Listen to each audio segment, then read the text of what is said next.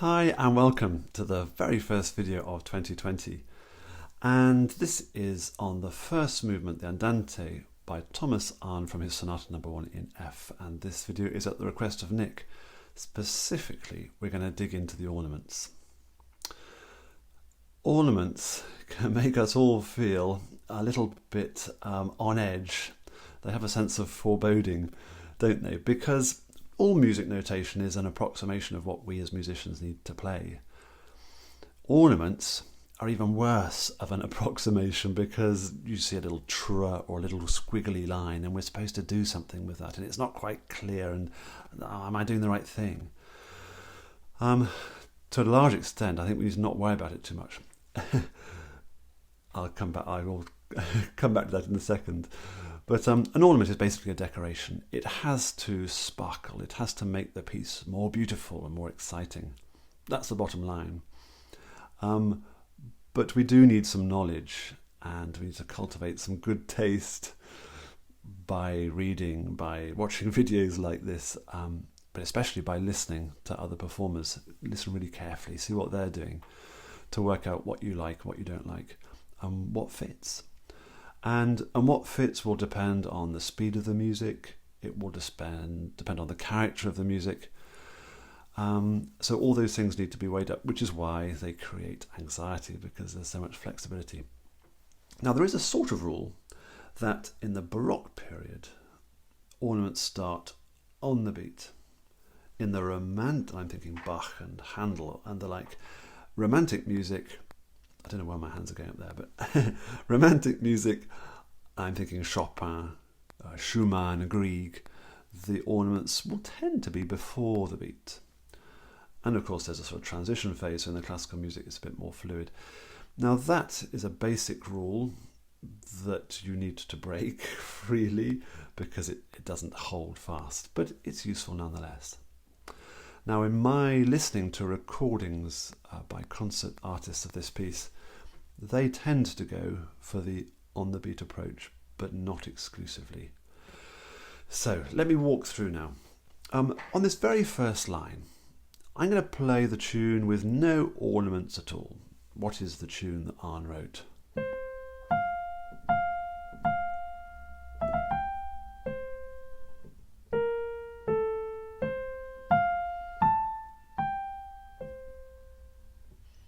In fact, even those two notes are a form of decoration, aren't they?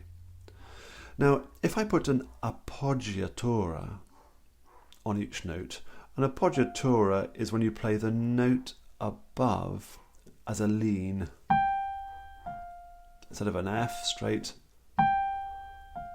that's an appoggiatura. So let me just put appoggiaturas where trills are marked.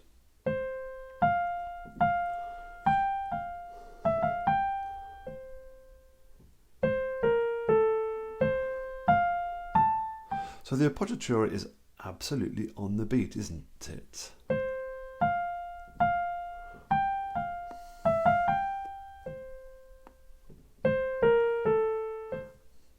So if I now decorate those appoggiaturas with a little bit of a trill,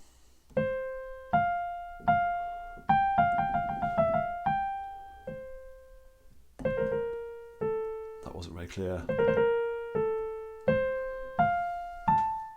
Better. Let me put the left hand in now so that we have a sense of really where the beats are.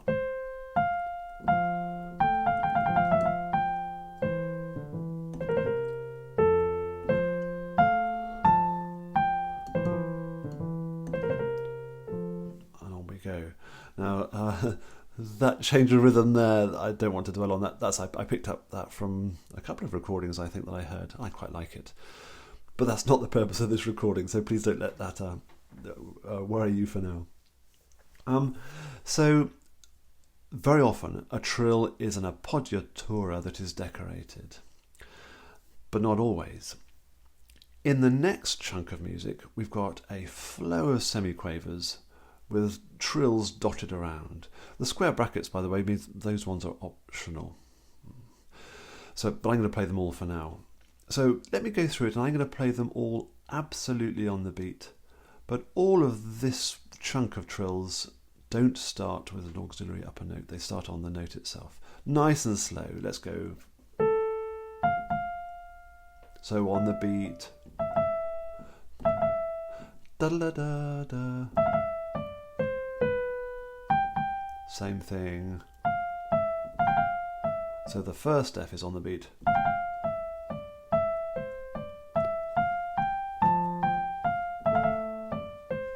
If we put the left hand, it keeps us.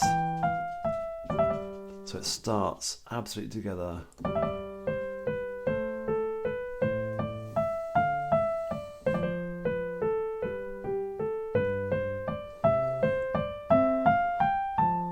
Okay.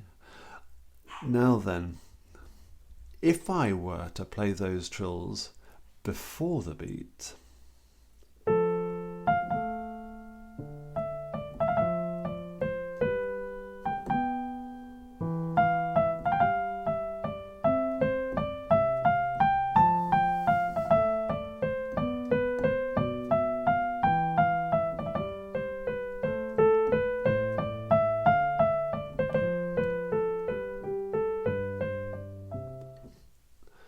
and there's an argument for saying that works well as well. Let me just play that up to sort of a sensible speed now so you hear the flow of it. And I'm going to play them all before the beat.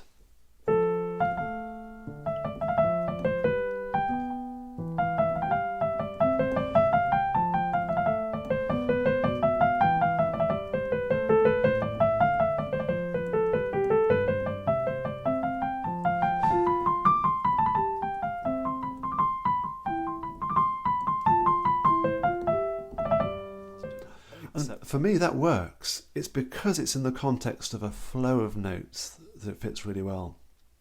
And this is what may confuse you when you start to put both hands together. Am I doing it before the beat or on the beat? Let's just take one, for example, here. Sounds like it's a bird song, isn't it? Whenever you trill high up, it's bird song. So if I'm doing it on the beat, da-la, da-la, da-la. If I'm doing it before the beat, da-la, da-la. I'm saying da-la. If it's on the beat, I'm leaning on the da, da-la, da, da, da-la, da-la. If I'm doing it before the beat, it's da-la, da, da, da, da-la, da, da, da, da-la. Let's do them on the beat. Before the beat.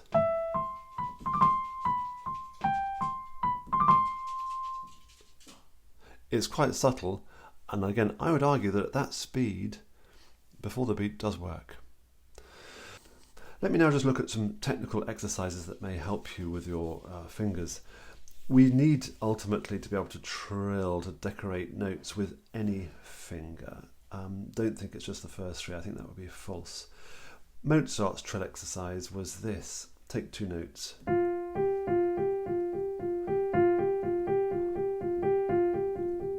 Use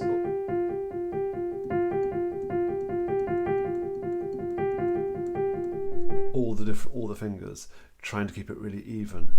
And did you notice how at one point I started to get some wrist rotation in there as well? Really relaxed hand as always, and it just felt natural to want to rotate the wrist. Less on 1 and 2 for me. More 1 and 3 is for me where it feels it wants to kick in. A little bit of that as well, that will help. That was with 8 notes, wasn't it? You do it with 7. 6. And don't forget the left hand.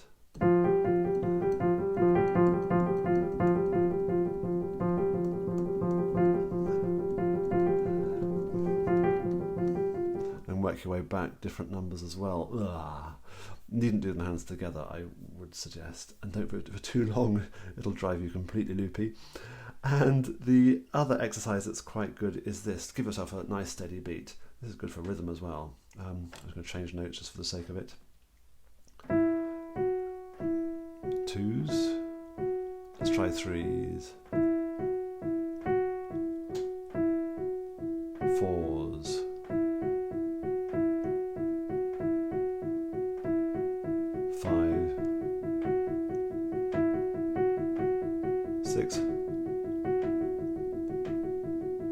7, 8, and on you can go. And ultimately with all the fingers. Blah. So there's some sort of meat to get yourself tucked into. Now, I'm going to throw all caution to the wind. I'm not going to, having thought about it, we are then in a position to break the rules. So I'm not going to think about whether I'm doing it on the beat or before the beat. I do know how long each trill is going to be, and that's pre-planned. I'm not even quite sure whether I'm going to include all the ones in brackets I might not bother with. And I'm going to just decorate the music now as I feel. If you feel inclined, you might want to use that cog on the YouTube thing to slow the video down to see what I'm doing, but here we go.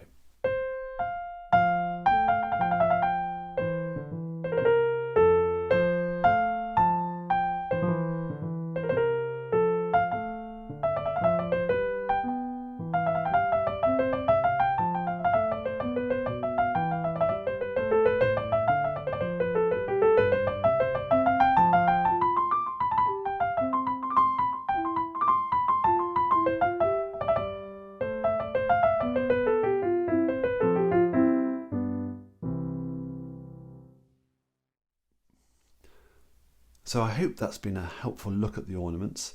We've looked at some technical work that might help you get all fingers working. We've talked about on the beat or before the beat.